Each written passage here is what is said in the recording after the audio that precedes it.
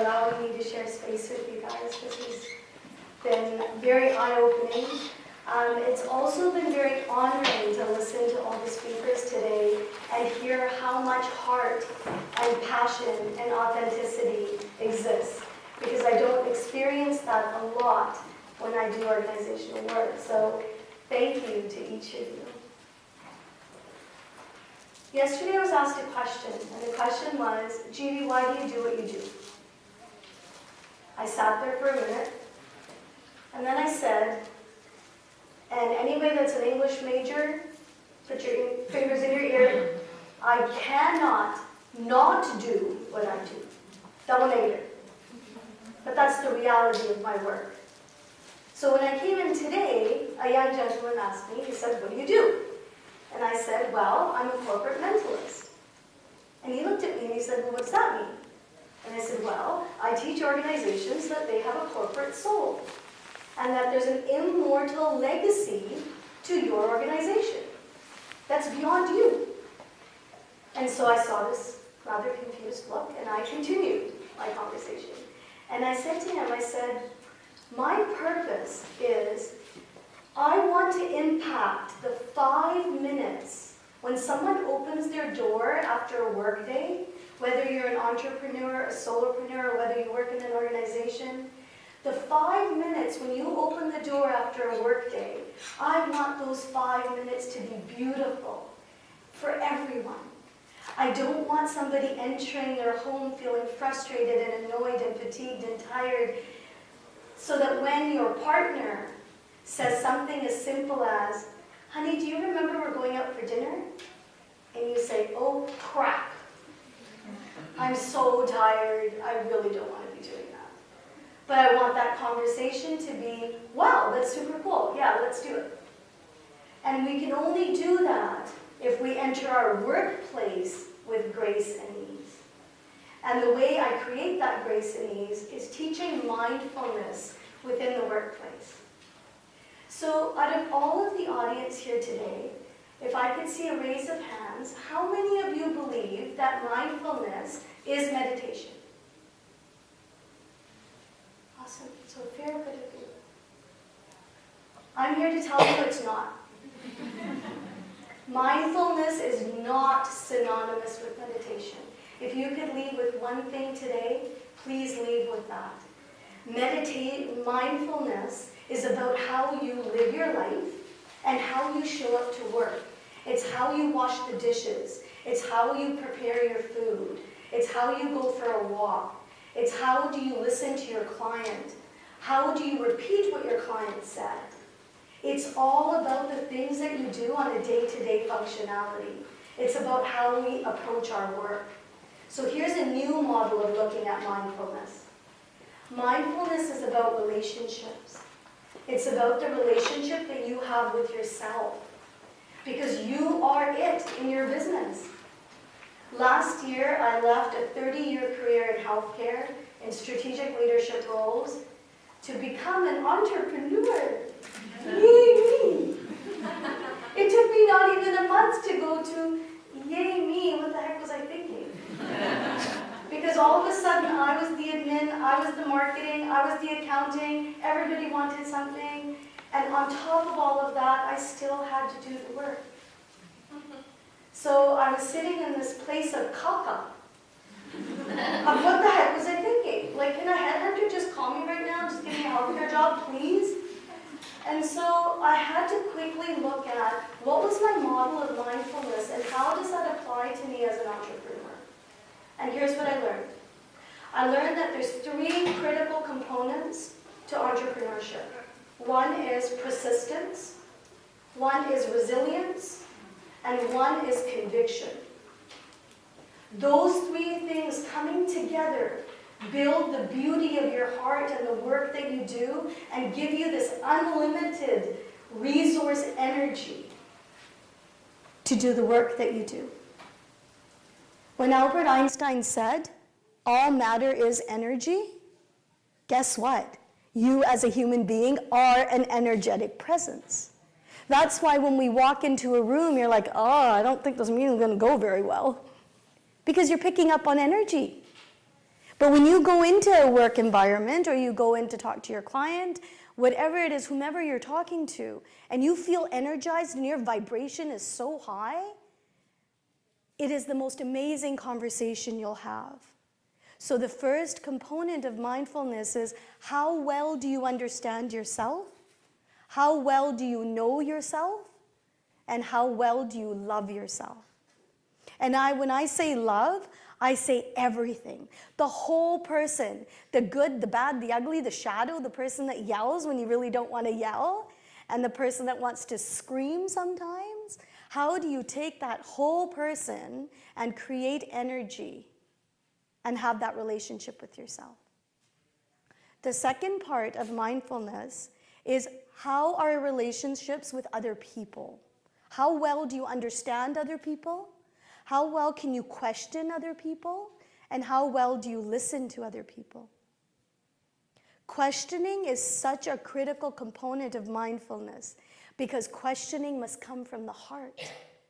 It doesn't come from the beauty and the beast, the ego and the true I, this dance that we do in our head.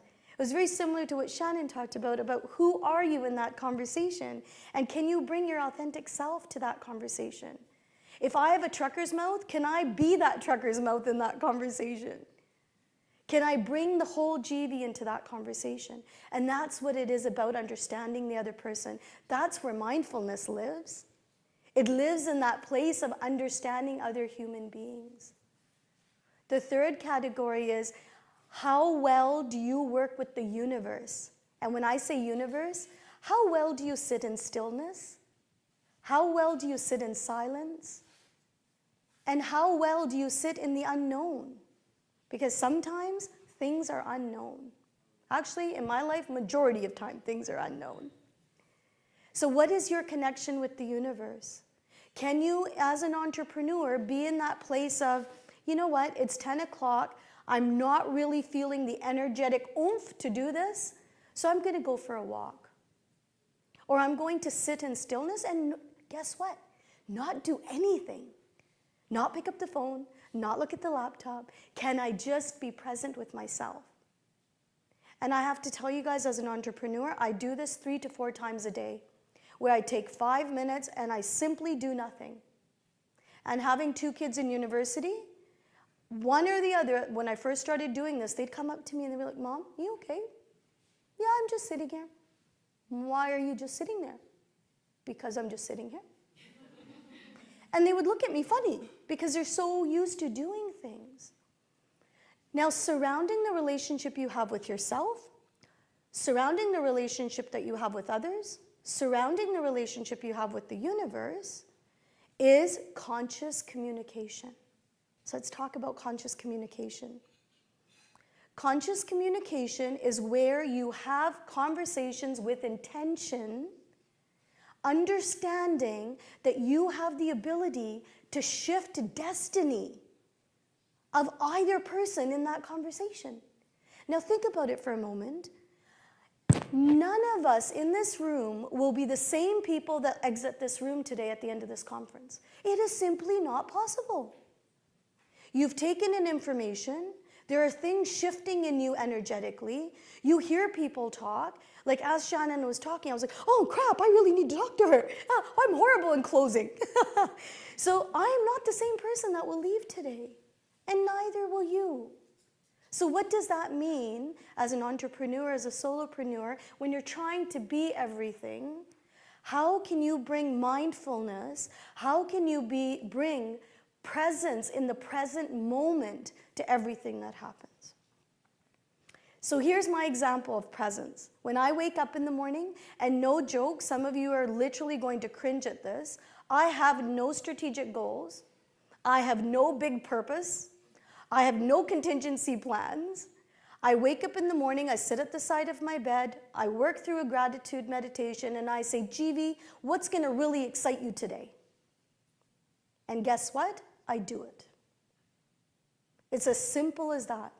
So a very different way of looking at strategy, a very different way of having faith in the unknown, because I have faith that the universe will deliver exactly what my soul is meant to do here. And that is this, The healthcare Jivi, the corporate Jivi that did physician training and team training, that was the business suit, rolly laptop Jivi that went into the organization, taught organizational development. And as I sat there on the couch of my life coach, she said, Jivi, why is there an either or Jivi? Why are there two? Why is there that Jivi?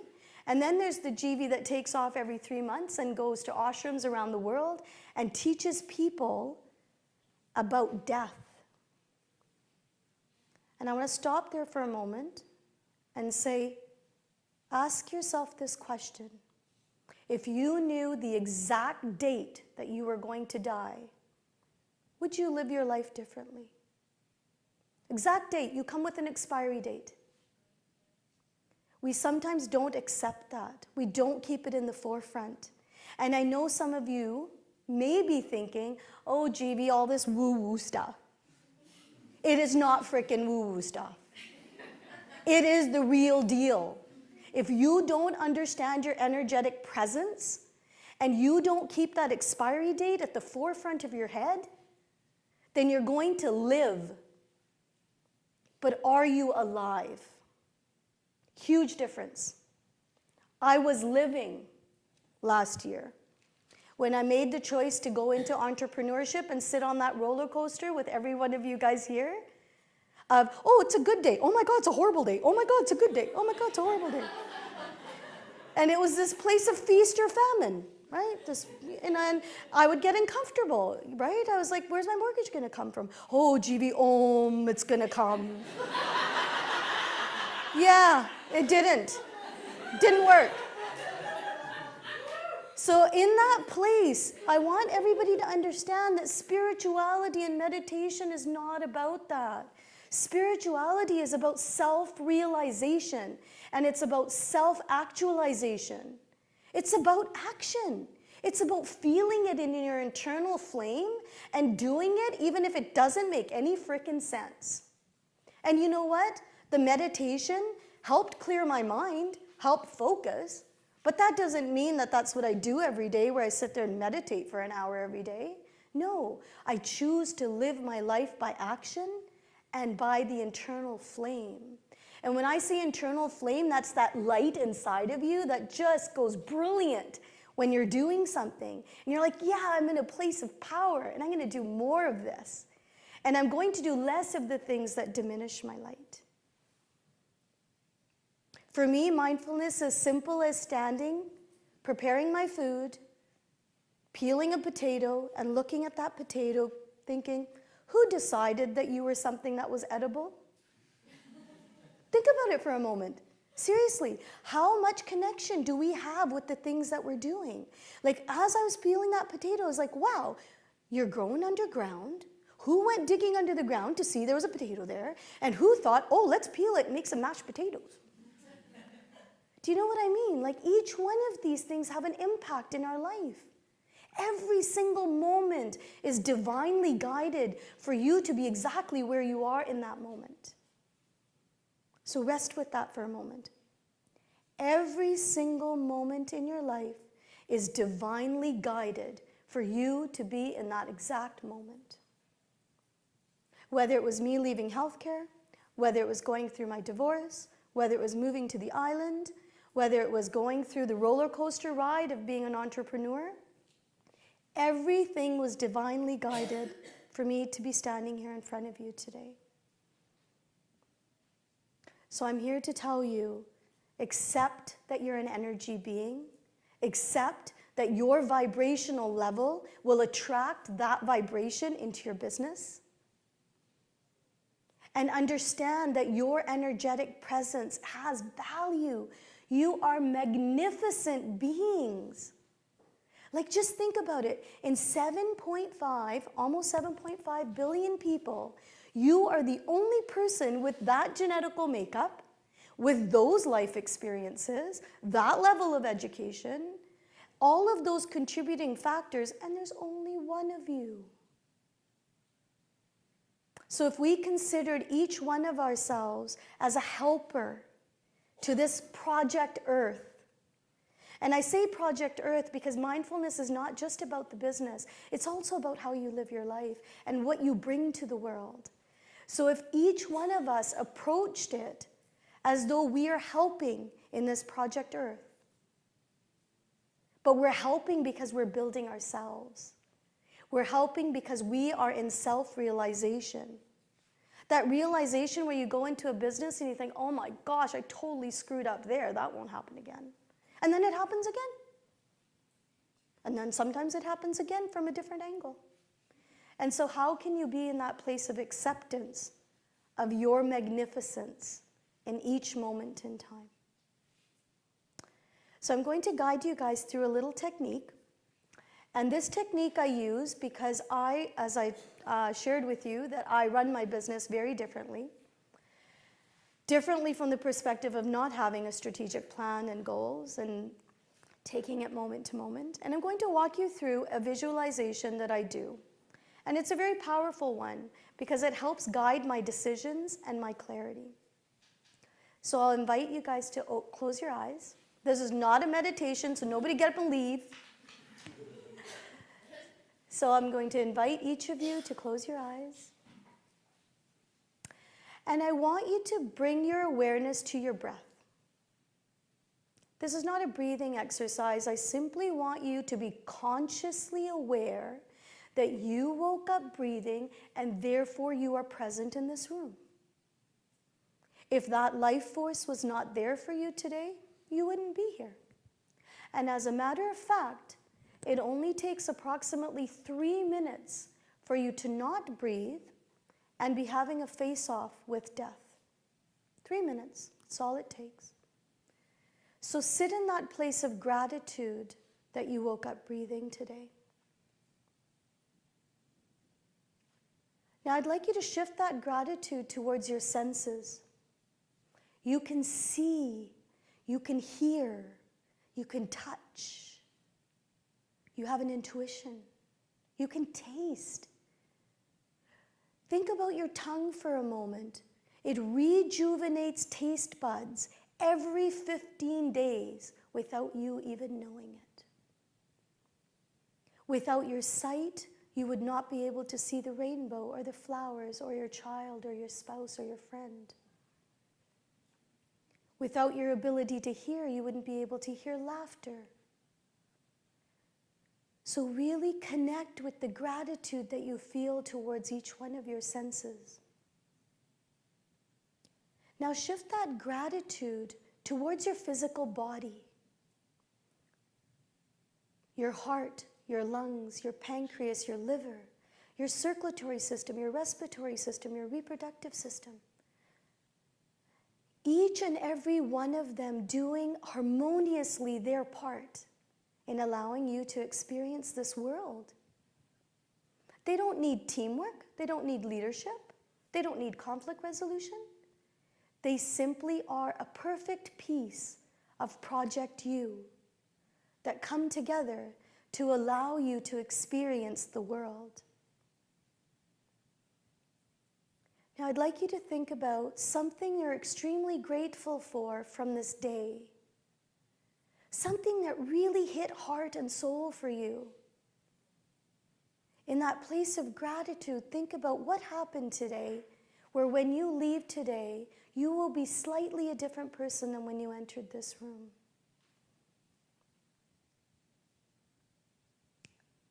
And then I'd like you to imagine traveling into your head, right into the center of your head, parallel to your nose. And there I'd like you to imagine a little room. And in that room, there sits a chair. This chair is the seat of the soul. Imagine yourself walking over to this chair and having a seat. From this placement, you can see outside your own eyes. You are able to see the view through your eyes. This seat of the soul that exists in this room is always 5 to 10 steps ahead of you. I'd like you to spend a few minutes just decorating this room. What do you want this room to have in it? Do you want it to have musical instruments? Do you want it to have hearts? Do you want it to have jelly beans, race cars? What kind of things are important to you to have in your seat of the soul room? Because from the placement of this chair, when you sit in this chair each morning, all decisions are clear. You simply have to listen. From this place, you are guided. From this place, you make business decisions. From this place, you co-create. How beautiful is that? You can set up your own boardroom meeting in this room if you wanted. So as you connect to that place of the soul, I want you to think about a particular challenge that you are having in your business right now. Maybe it's a person that you're challenged with. Maybe it's a situation that you're challenged with. And as you take your seat on this throne, in this room of the seat of the soul, I want you to provide that challenge with a new perspective. What have you been missing? With that challenge, with the person, the situation, whatever it is, from this place where you sit, what piece of the puzzle have you been missing?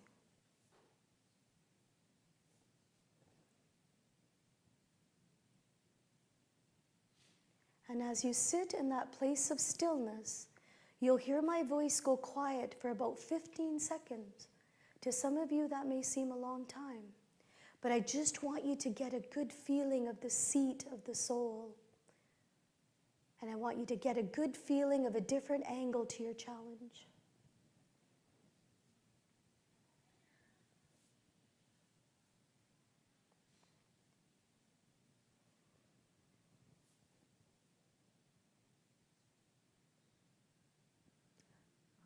I'd like you to breathe into this space.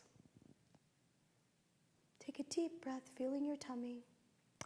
And then whenever you feel ready, I would like you to open your eyes.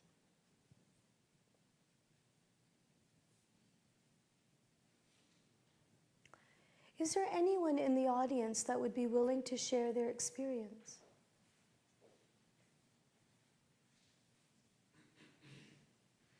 Please. I was picturing my friends and family.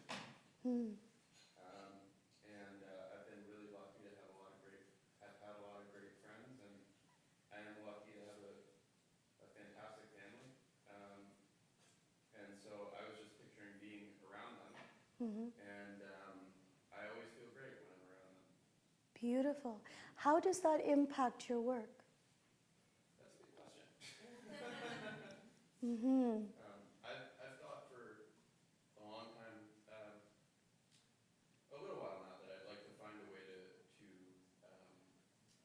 help folks who are, I'm a designer, and I think often I do a lot of work with big companies and people who can pay me, like we all do, but I would really like to find a way to help people who can't pay me or don't aren't at that point in their business or anything. So that's something that I've thought about before. Not really sure how it ties in. That was beautifully said, actually. Yeah, thank you. What I'll share with you is that even within your conversation, you've expressed a duality in vibration. The duality is that on one side you want to help people that are not able to fund or provide that money. And then there's the duality of, but really ideally this is what I would like. That duality must come together. So if you see two pillars on the side of one is, say, compassion and victory, the center is balance. So unless you vibrate that energetic presence, then you will continue to see that duality. And that's why, so thank you, first of all, for sharing. I'm honored that you felt safe enough to share what you went through. It is amazing when you start to understand your vibrational presence, that what you send out to the universe is what the universe is going to give back to you. So if you send out to the universe, it's unclear, or you've got that duality, think about where does that duality come together?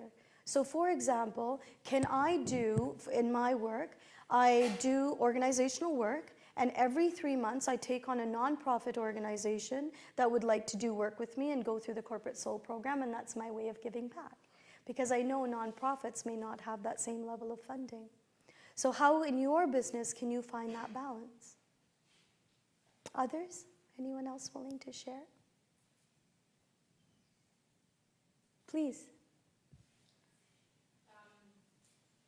I imagined a room that was very sparse with very warm wood and photos of my family.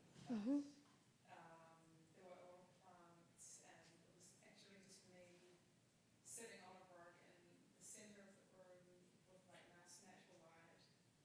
And the two words that came to mind were time and space. Ah, beautiful. And I think that possibly the last couple of years has been very busy, Mm-hmm. active, and that's maybe something that I can incorporate in Beautiful. my own business.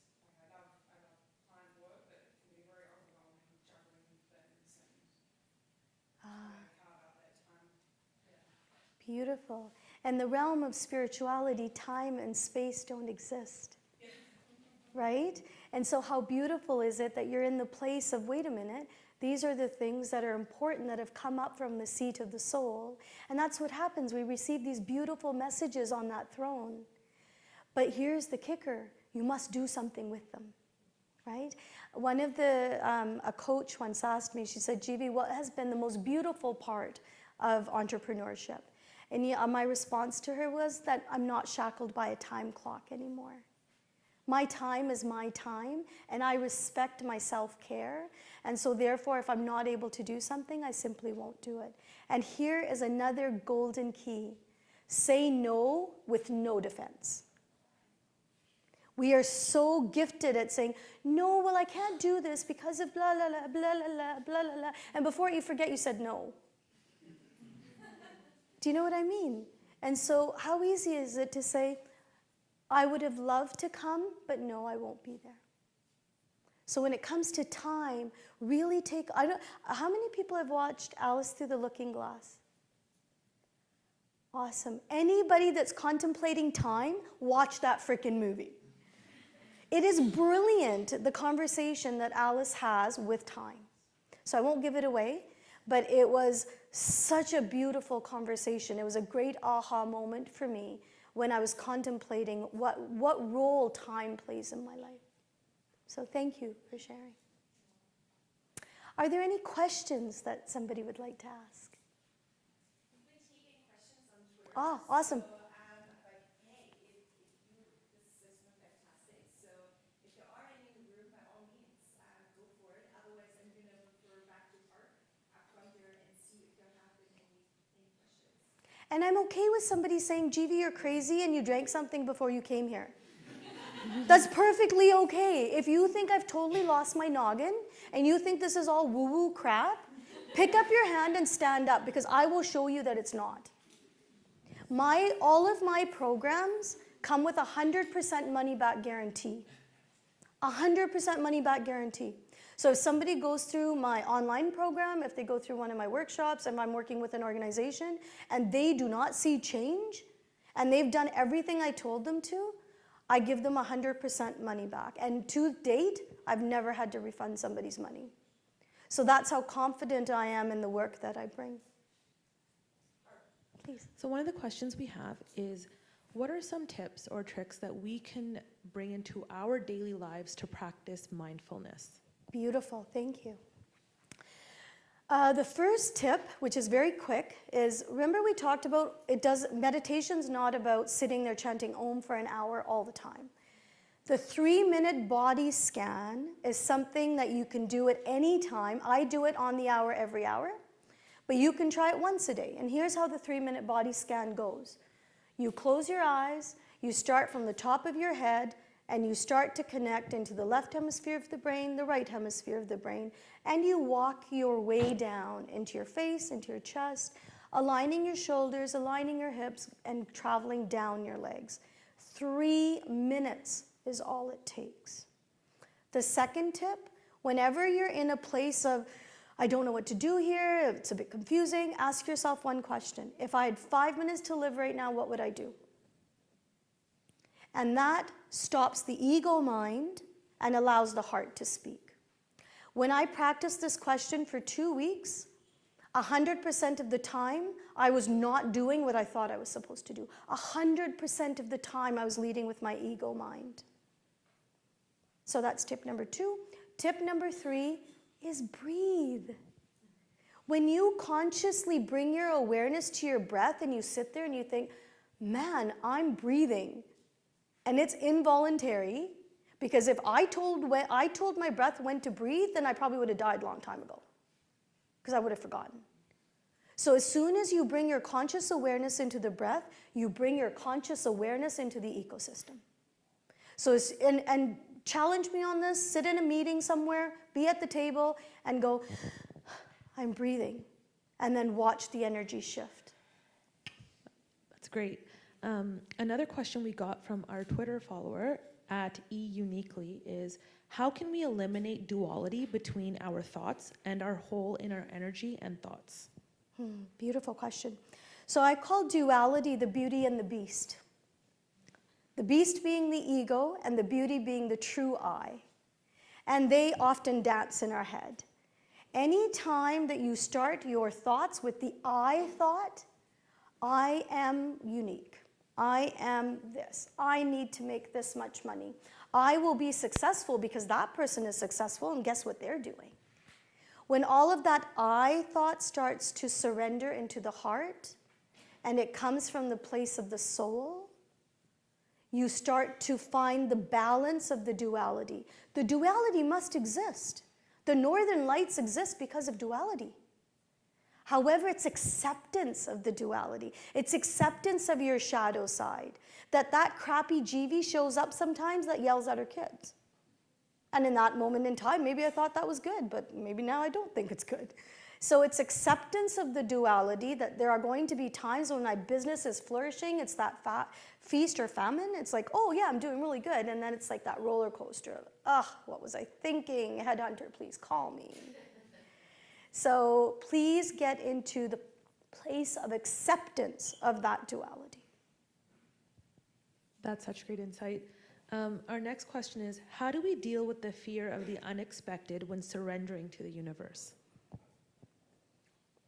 The fear of unexpected happens when you are trying to control your future. I have no fear of the unexpected because I don't control anything. It's beyond my control. Anything that I've tried to control up today has never freaking happened. It doesn't matter how much I plan my life, this is gonna happen, this is gonna happen. I didn't predict I was gonna get divorced after 20 years. I didn't predict I was gonna move to Nanaimo. I did not predict I would be standing here on this stage having a woo-woo conversation with you guys. Like, what does that tell you about our expectations? We try and control so many things. So if I'm in the place of fully accepting and surrendering that every positive thing has happened for a reason, every negative thing has happened for a reason, and it's on my journey, then there is no fear of the unexpected. Seriously, guys, I'm standing here in front of you telling you, I literally have no fear of the unexpected because it comes, it's universal flow. It happens, I feel shitty about it, and then I move on. It happens, I feel good about it, and then I move on. The key being, I don't sit in my pain and make it a suffering. I sit in my pain and accept that this is a shitty place for me to be right now. And I accept that because tomorrow is going to be different. So when it comes to the fear of the unexpected, if you drop the control, there will be no fear of the unexpected. Our next question is, I think about building habits a lot. Do you have any tips to implement new mindful strategies? As human beings, when we look at our definition of who we are and how we present ourselves to the world, we work through two things. Your models of reality and your systems of living. Your models of reality are things that the world tells you to be true about you. So things that a male can't be a nurse, a female can't be a mechanic. This is what Jivi can't get divorced because she's Indian. All of these models of construct that we start to believe to be true about ourselves. And then there's systems of living. How do you get up in the morning? Do you sleep on the same side of the bed? Do you brush your teeth the same way? Do you soap yourself the same way in the shower? What do you eat for breakfast? Do you have the same routine? My perspective is I don't want to be in a model of reality, and I don't want to be in a system of living. I actively choose to sleep on a different side of the bed. I actively choose to brush my teeth on the right side sometimes instead of the left side all the time. So my belief is not in habit. My belief is in deconstructing the model of reality and the systems of living that you've known to be true up to this point. And then how do you come forth as the person you are meant to be? And if you're meant to be a person of habit, more power to you. That's not who I am. I choose to deconstruct any model of reality and system of living that I've lived in up to this point and bring forth this. Bring forth my internal flame that sometimes wants to have pancakes for dinner. Sometimes wants to have, I don't know, I was going to say butter chicken for breakfast, but that would have been not good. Although I do sometimes. So those are all models of construct that we often live in. So when you go back into your homes, think about what kind of things do you do all the time? And can you shift those to move into the uncomfort zone? Our next question comes to you from @BoldLove. How can you be in a place of acceptance of your energy at any given time?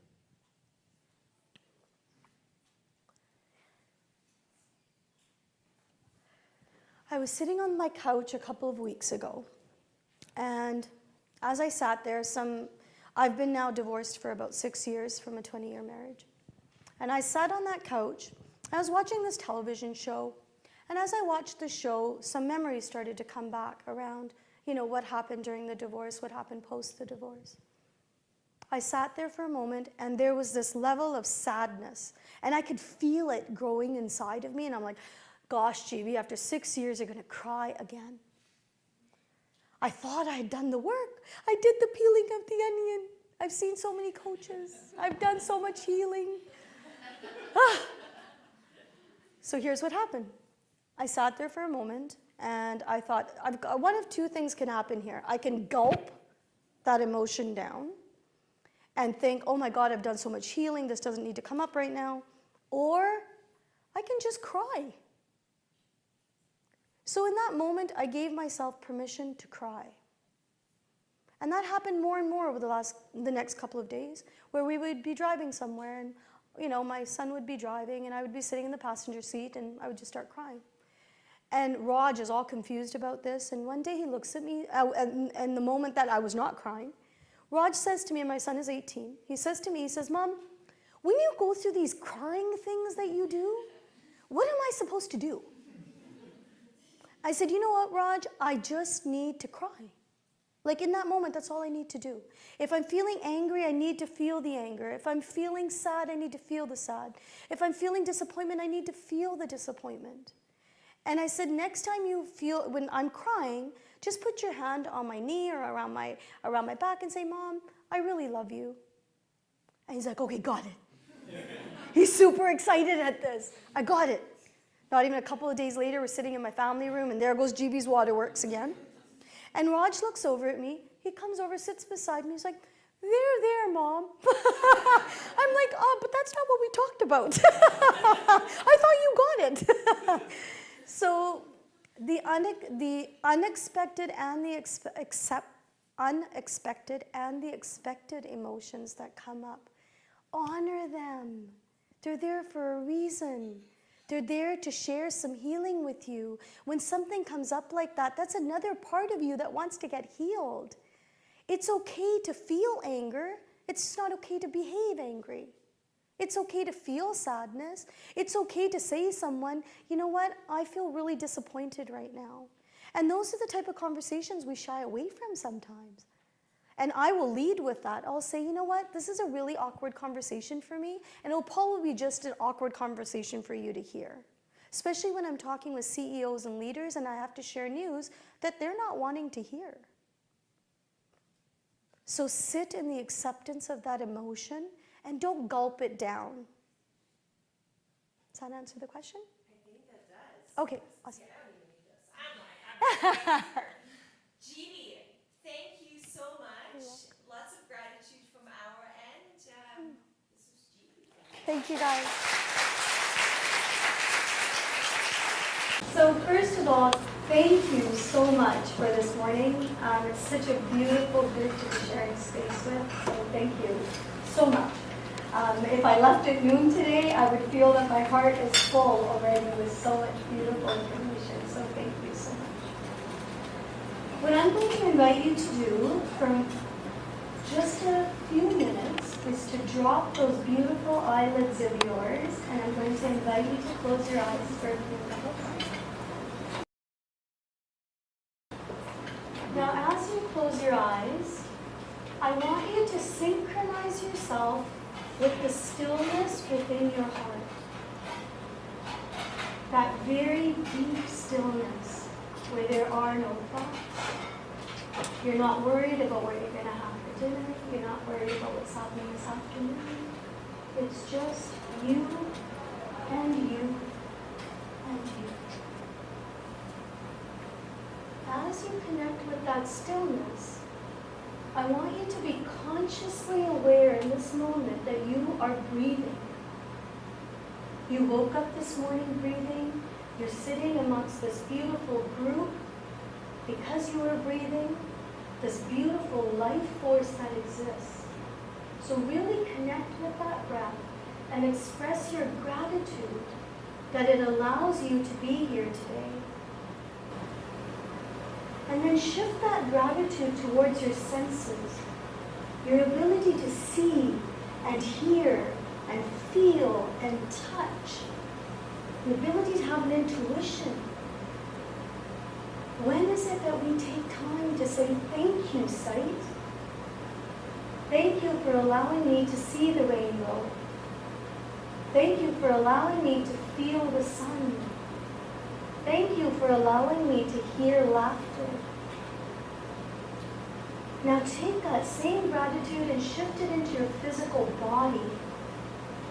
Your heart, your lungs, your pancreas, your gallbladder, your liver, your circulatory systems, respiratory system, digestive system. Think about how marvelous and magnificent your physical body is. Each and every one of these pieces coming together in complete harmony with no other intention than to serve you. They don't need teamwork, they don't need conflict resolution, they don't need leadership, they don't need supervision. They simply come together to work for you. As you sit in this place of gratitude, I'm going to ask you a question. What if you knew the exact date that you were going to die? In this place of stillness, contemplate that question. What if each and every one of us knew what our expiry date was going to be? Would you live your life any differently? Would you make different choices? Would you have different relationships? Would you take care of yourself differently, knowing that you have this death date?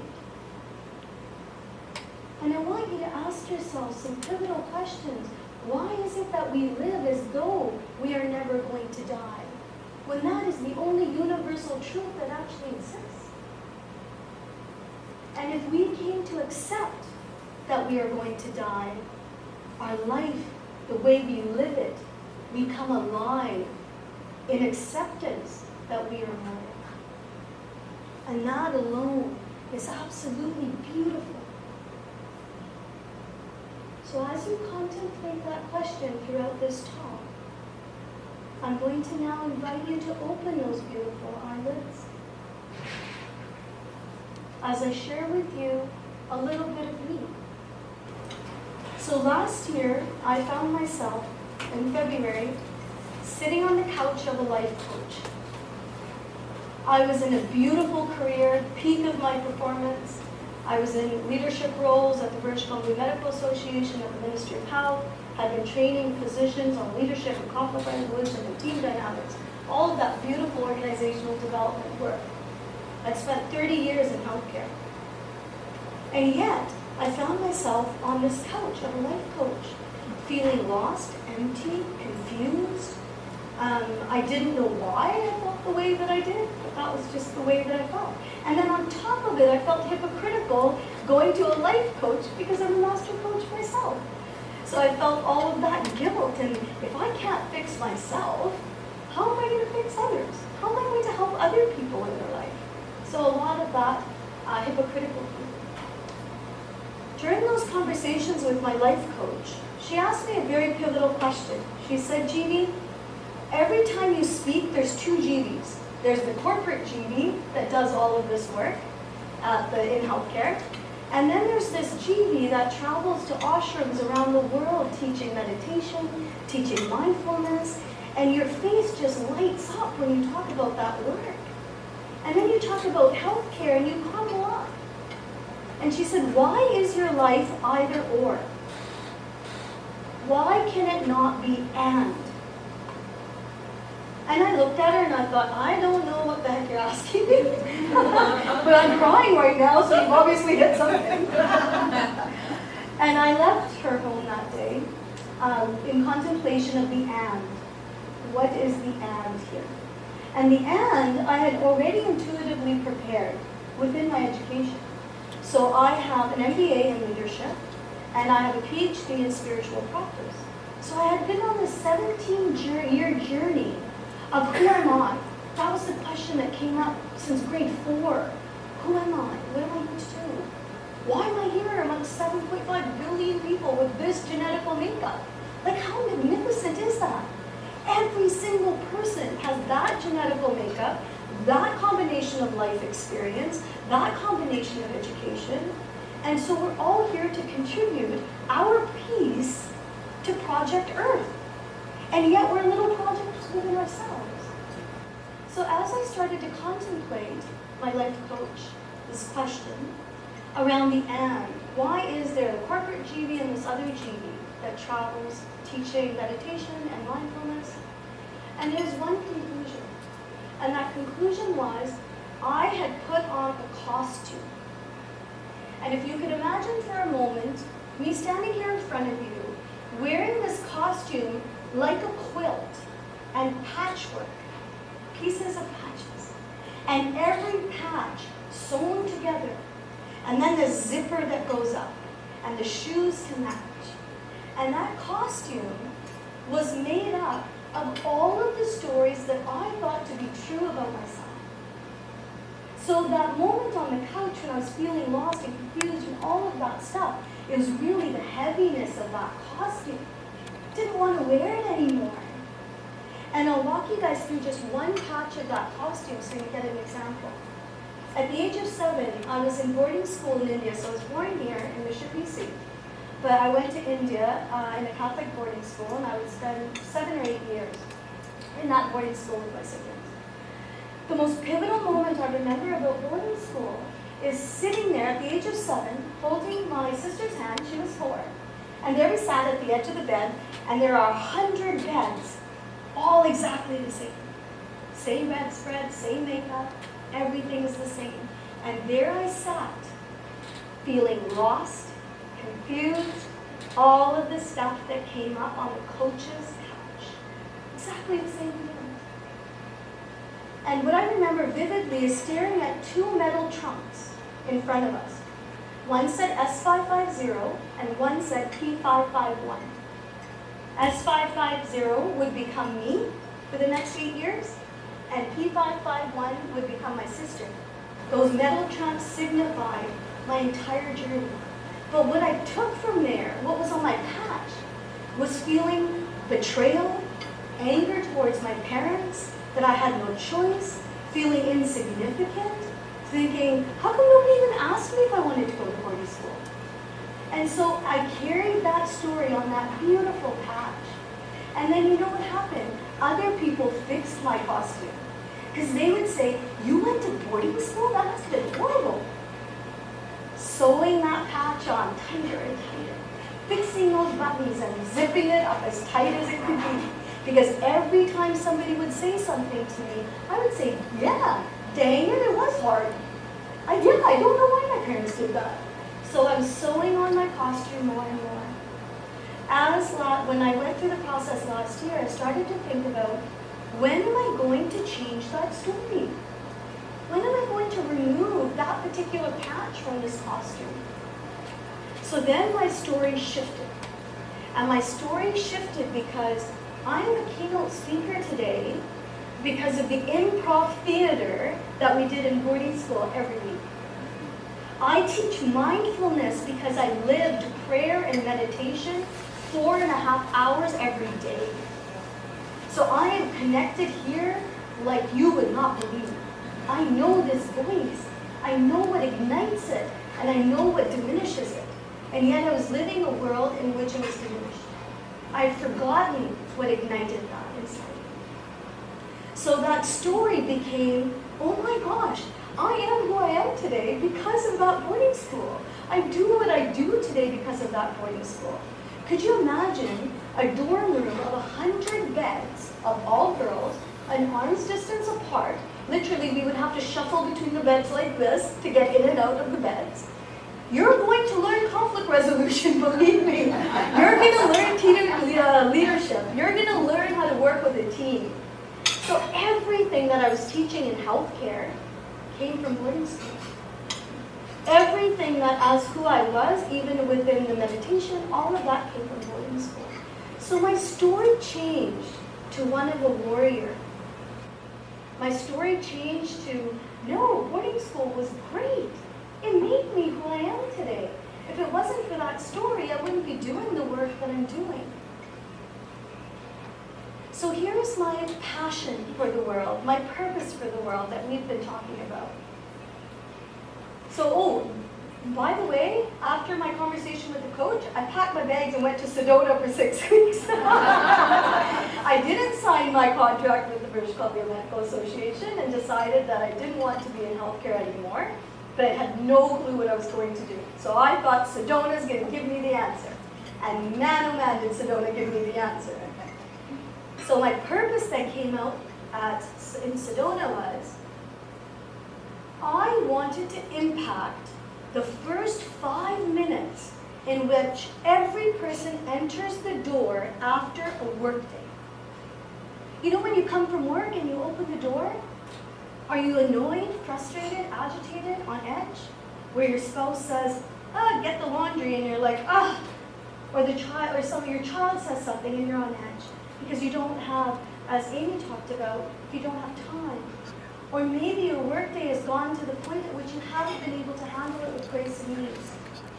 So my personal passion has become impacting those 5 minutes. That when somebody opens the door after work to their home, that they're like, yes, let's bring on the rest of the evening. If my spouse says, let's go out for dinner, or do you remember those dinner reservations? I'm like, yeah, give me half an hour or an hour. But yeah, that would be great. Because those 5 minutes are so pivotal to your friends and to your family. So I choose to live my life very differently. I don't have a strategic plan. I don't have goals. I don't have milestones. And I'll tell you why. Because I wake up every morning, sit at the edge of my bed, and I say to myself, Jivi, what's going to really excite you today? What are you going to do that's really going to provide you with that heart's content and that heart's joy? And that's what I do. And it's a lot of belief, a lot of faith that the universe will flow in the way that it will flow. But I can tell you guys, I have not been let down in the last year. The right people have just manifested. I think a thought, and it's like, oh yes, this beautiful person has just arrived on my Facebook page that serves that need. So when you're really thinking of how you want to live your life, please contemplate what living in the moment means to you. What does it mean for you to take action just in that moment? So if I think about, oh, I'm going to contact this person, I simply contact that person in that moment. If I think about, oh, I'm going to go for a walk right now, I simply go for a walk. Because that's what I've chosen for my life. So after saying all of that, I'm going to invite you guys to drop those beautiful eyelids again. And again, focusing in on your conscious breathing. Focusing in on the beautiful place of gratitude that you are in. And what I'd like you to do is imagine, and please know this is not a meditation, so I want you to just follow my voice and imagine a golden elevator going down from your head, from your brain, into your heart. The elevator doors open, and you walk into this beautiful golden elevator. The doors close, find a cushion in the elevator, and have a seat. The elevator will start to move. It will go down, down, down, towards your heart space. As this elevator opens, you'll be faced with a door. And what I'd like you to do is stand there and pause. This door opens up your sacred heart space. And I would like you to decorate this door. Decorate it with whatever you want. Musical instruments, jelly beans, flowers, hearts. Paying close attention to the textures on this door, the colors. How do you want the door handle to look? So take your time. Are there pictures you want to put on this door? And I want you to recognize that this space opens into your sacred heart space.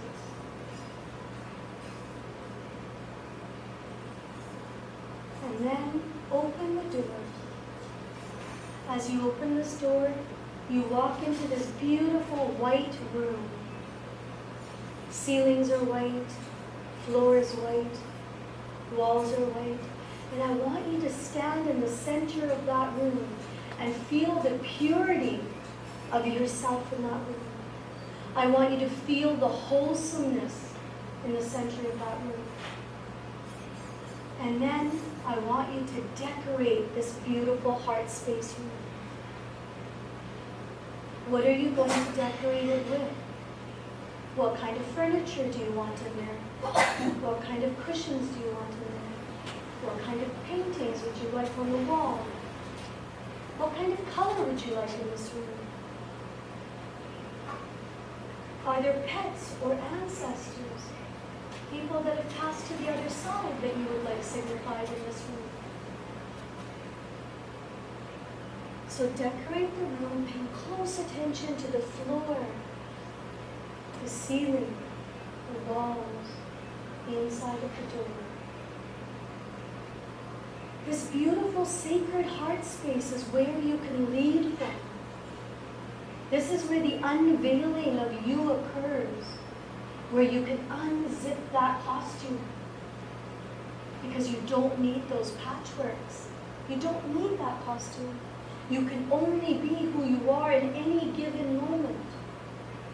So something that's happened in the past or is going to happen in the future is not the now. Your now is in the beauty of the sacred heart space. Now I'd like you to find a quiet space in your sacred heart space room, and I want you to sit down for a moment. And I want you to ask yourself, is there anything that I would be doing right now if I knew my depth in this beautiful sacred heart space? Create an action for yourself. When you leave this conference today, what is something you will do differently as you walk out the door? Something you can start right now. Accepting that you are a mortal being. Accepting that you are pure and whole in this place of this divine sacred heart space. Take a deep breath in, and I'll invite you to open your eyes again.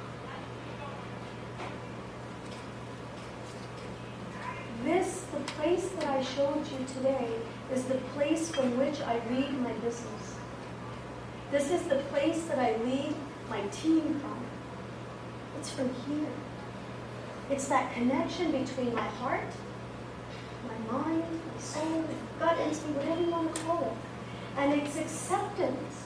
This is something that's very unique that I'm going to say. Some of you may agree and some of you may not. I do not see the mind, body, and soul as different things. It is one unit. This is the one unit. So the soul, if you are the soul, if you are the mind, if you are the heart, you are the heart, you are the lungs, you are the ankles, then this entire unit functions together. It's how you make choices and decisions and where do they come from. So for me, it comes from the place of my sacred heart space whenever I make a choice. Because today I recognize that if I make different choices today, I can impact my tomorrow as completely different than what it's been. So I can stand here and tell you stories about the divorce and this and that, all these impacts that have happened. But really, I took them off in my costume a while ago. And I choose not to wear that costume anymore. So when I wake up in the morning, my morning ritual is I sit at the side of my bed. I'm grateful for everything that functions within my physical body. And then I ask myself, Jivi, is there anything you're carrying from tomorrow, for tomorrow or from yesterday, that's not going to serve your soul journey? And if there's something that happened the day before that's still residual, that's trying to form that patch, I let it go. Because you and I, everyone, can only be what we can be in this moment in time. So I'm going to leave you with two questions. What in your life right now does not feel aligned because you're wearing a costume? Question number one. Question number two is, what legacy do you want to leave in the world?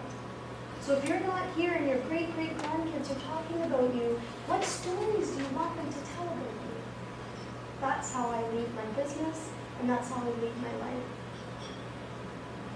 So my desire here is that I hope that I've touched at least one person's heart in the room, because we can do things differently in our business and our personal lives.